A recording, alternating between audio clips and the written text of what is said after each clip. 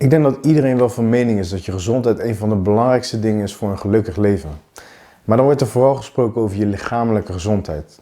Je kunt een gezond lichaam hebben, maar wat als je elke dag kampt met negatieve gedachten, emoties, angsten, onzekerheden en je hebt moeite om liefde te geven en te ontvangen? In deze video geef ik je 5 tips hoe jij aan je spirituele gezondheid kunt werken, zodat je naast een gezond lijf ook je ziel de verzorging kan geven die het nodig heeft.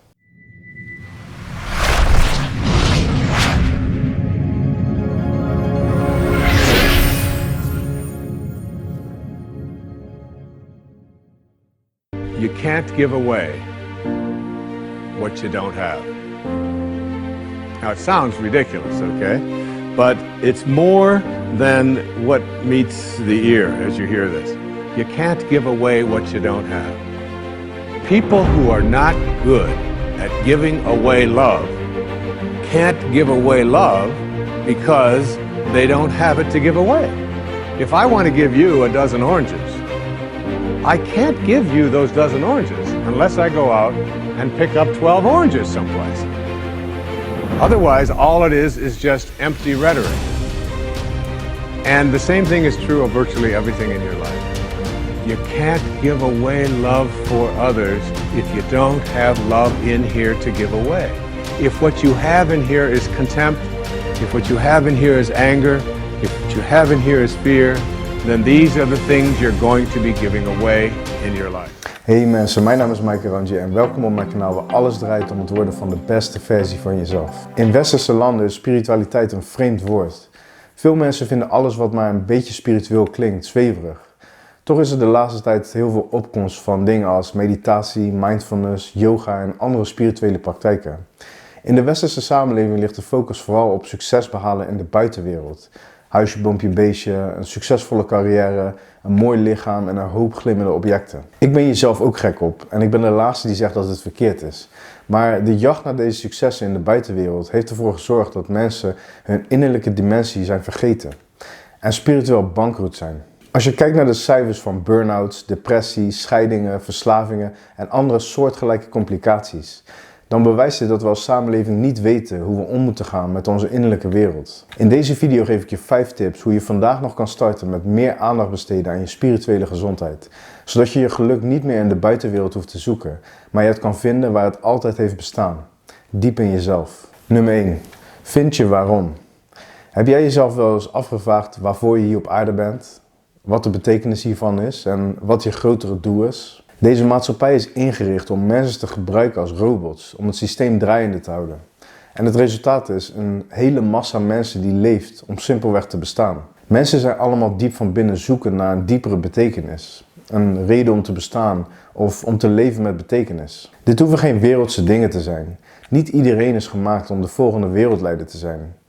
Misschien wil jij wel de beste moeder worden die je kunt zijn. Of heb je een behoefte om andere mensen te helpen op jouw unieke manier. Veel mensen hebben diep van binnen een passie, maar geven hier geen gehoor aan door zichzelf bezig te houden met allerlei dingen die niet van betekenis zijn. Puur om de tijd door te komen. Neem regelmatig momenten voor jezelf waar je even stopt met alles wat je doet. En kies ervoor om dan alleen te zijn zonder afleidingen. En stel jezelf de vraag, waarom leef ik? En waar leef ik voor? Als je denkt dat er geen grotere betekenis is in je leven, zie dan in dat dit maar een geloof is die je tegenhoudt om meer uit het leven te halen. We hebben allemaal een passie of een grote doel in het leven. Maak er ook prioriteit van om deze te vinden als je echt gelukkig wilt worden. Nummer 2. Stel de juiste vragen. Wat is de laatste keer dat je jezelf een krachtige vraag hebt gesteld over het leven? Weinig mensen nemen hier de tijd voor en dat wordt ook zeker niet aangemoedigd.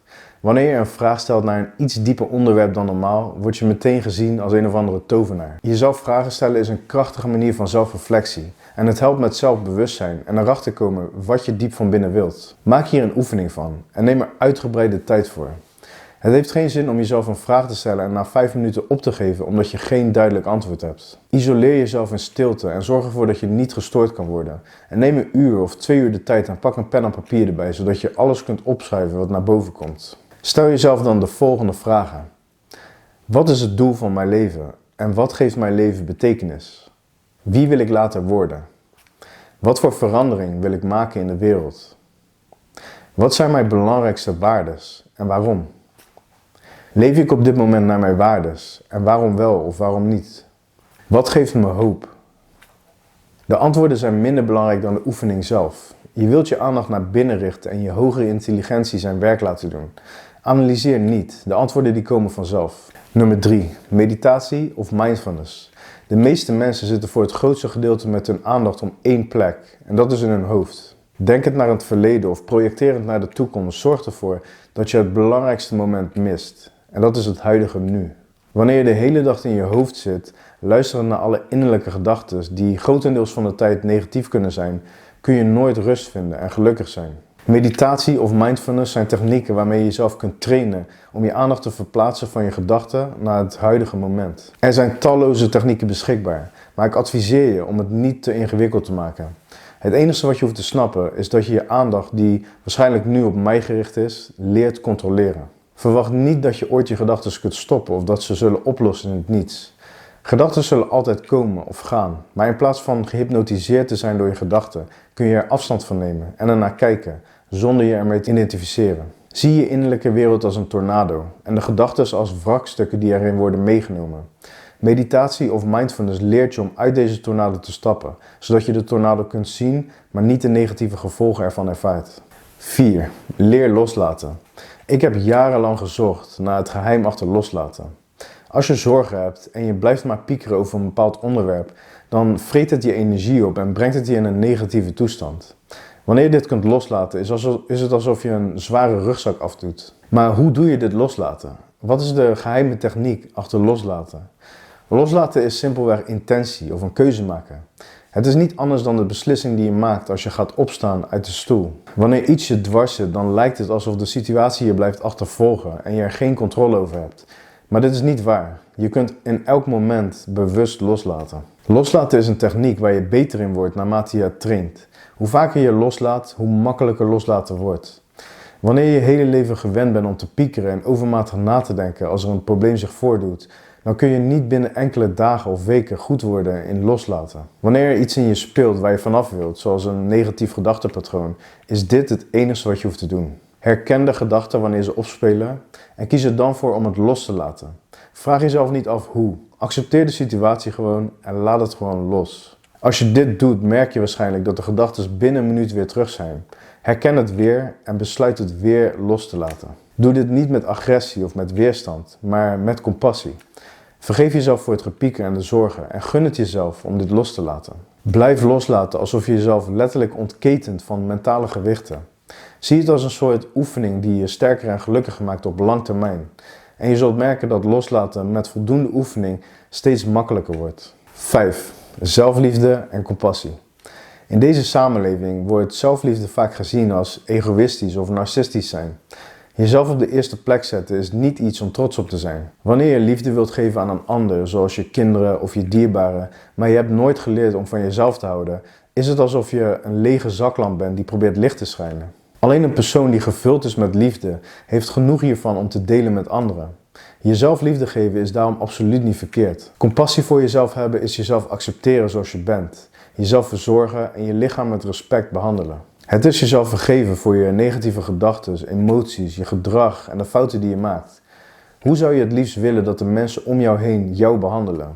Waarschijnlijk zou je geaccepteerd willen worden, gerespecteerd voor wie je bent, gehoord en geliefd. Veel mensen proberen dit af te dwingen van hun intieme partner, van hun kinderen of andere relaties. Maar besef je één ding: niemand is jou iets schuldig. Als jij geliefd wilt zijn, dan is er maar één persoon die je die liefde onvoorwaardelijk kan geven. En dat ben jij zelf. De meeste mensen hebben een tekort aan liefde. En als we deze gift aan onszelf kunnen geven, dan kunnen we dit ooit ook aan anderen overdragen. Nummer 6. Je innerlijke kind. Herinner jij je nog die zorgeloze tijden als kind, waar je urenlang buiten kon spelen zonder verveeld te raken? Tegenwoordig is deze toestand voor veel kinderen zelfs moeilijk haalbaar, omdat de mentale druk steeds groter wordt. Iedereen heeft dat innerlijke kind nog in zich. Het leeft, maar is vaak diep begraven onder het ego dat we gebouwd hebben. Het is een illusie om ons op een bepaalde manier te gedragen die we volwassen noemen. Denk eens terug aan een moment waar je dolgelukkig was, waar je lol aan het maken was met dierbaren en waar de tijd stilstond. Waarschijnlijk waren dat simpele momenten. Misschien was je op vakantie, misschien was je een weekendje weg, misschien was je met iemand waarvan je houdt en zat je simpelweg een ijsje te eten bij een ijssalon. Kinderen hebben niet veel nodig om gelukkig te zijn. Liefde en affectie is alles. En dat kost geen geld. Wij zijn niet heel anders dan kinderen. Zoek dus vaker momenten op waar je je rol als volwassene kunt loslaten en weer plezier kan maken als vroeger. Nummer 7. Wees vriendelijk. Mensen zijn sociale dieren die het liefst contact met elkaar zoeken. Maar als je kijkt naar de samenleving, dan is het niet meer de norm. We hebben vaak een besloten groep mensen om ons heen die we vertrouwen en waar we contact mee hebben. Maar alle anderen, die zien we als vreemden. Iemand aankijken of gedag zeggen op straat of in de supermarkt is voor veel mensen confronterend of angstig. En het geeft aan hoeveel we dat gevoel hebben dat we gescheiden zijn van elkaar. Deze gescheidenheid is een illusie. Wij mensen staan meer met elkaar in contact dan we denken. En het is angst wat ervoor zorgt dat we dit niet realiseren. Probeer het een keer voor jezelf uit. Lach naar iemand op straat, groet iemand of geef iemand een compliment. En doe een willekeurige goede daad. In plaats van oordelen, kies voor compassie. In plaats van geweld, kies voor vriendelijkheid. En in plaats van apartheid, zie iedereen als een versie van jou, die een ander leven leeft. Dat waren mijn 6 manieren hoe jij je spirituele gezondheid kan verbeteren. Ik heb veel stoere mensen zien doen alsof ze geen liefde en connectie nodig hadden. Ik was er ooit zelf ook een van. Maar dit is ontkennen wat onze aard is. We zijn sociale dieren die snakken naar liefde en connectie. En jezelf dit onthouden is een deel van jezelf laten afsterven.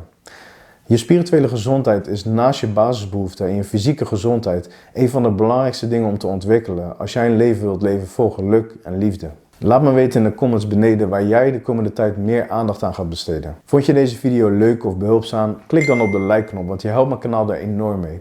Ik post wekelijks video's over zelfontwikkeling, spiritualiteit en lifestyle. Dus vind je deze onderwerpen leuk? Abonneer je dan zeker op mijn kanaal. Mensen, zorg goed voor jezelf en de mensen om je heen. Wees de beste versie van jezelf elke dag. En ik zie je in de volgende video.